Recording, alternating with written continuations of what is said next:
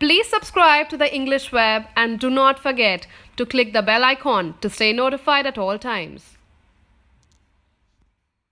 Hello, welcome back to the English Web. I am Bhageshri Mehta. Have you ever wondered as to how many words we speak every day? An average human being speaks 13,000 odd words daily, and it is nearly impossible to ensure that all the words that we've spoken are correct when it comes to the tenses or grammar or vocabulary. So I think by now you would have got an idea about what today's video is going to be about. So in today's video, I shall be talking about 5 common mistakes that all of us as English speakers make very frequently. So let's get started with this video.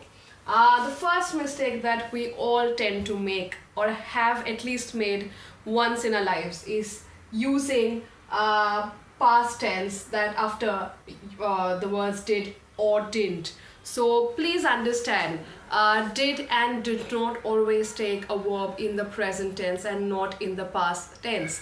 For example, I did not eat the cake. So it has to be eat, which is a verb in the present tense, and it cannot be ate.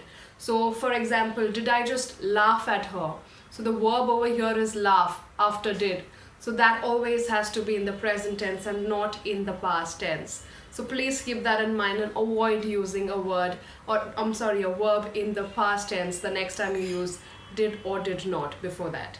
So that's the first mistake. Coming to the second mistake, I or me. We use these words interchangeably. Please don't make the mistake. Both these words have different functions, and it's important that you understand the different functions of the words. So talking about how you will use I or me depending on the situation. For example, you have a sentence like my friend and I love hanging out together.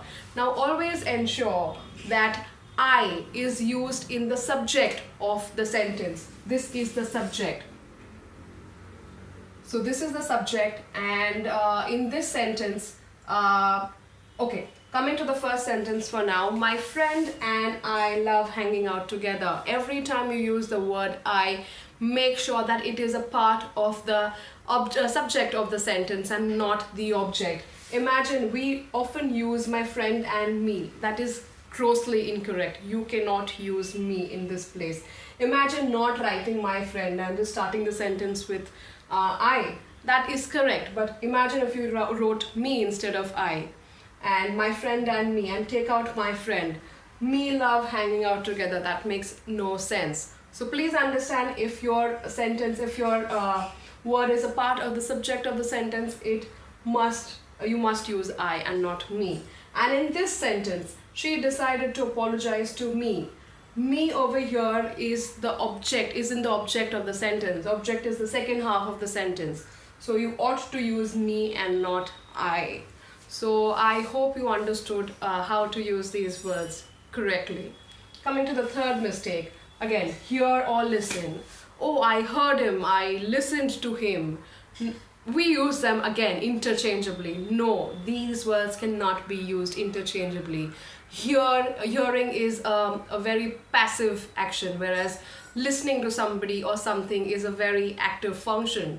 So when you hear somebody, you have not intended to accept whatever he or she or some source has said out. But when you listen to something, you are actively trying to incorporate or understand what has been just said. For example, I can hear the kids fighting in the park. Again, over here, hearing is a passive function. You are not actively doing something. Whereas in this case, she always listens to you. Yes, she is listening to her or him. So she is understanding. She is actively recepting whatever has been told.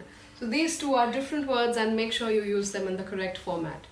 Coming to the fourth one, despite or despite of. Again, a big debate over which one to use.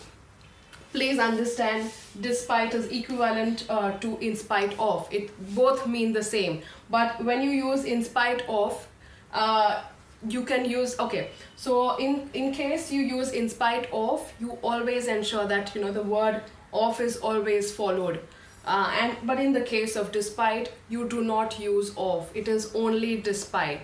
So understand this. Despite is equivalent to in spite of. This is the formula. Do not use despite of.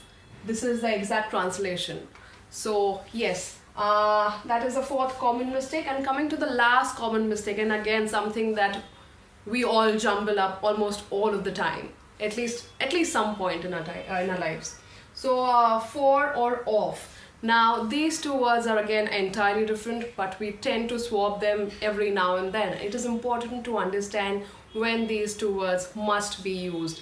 For is something that is used when you are attributing something to someone, whereas you use of when you are expressing a sense of ownership or entitlement.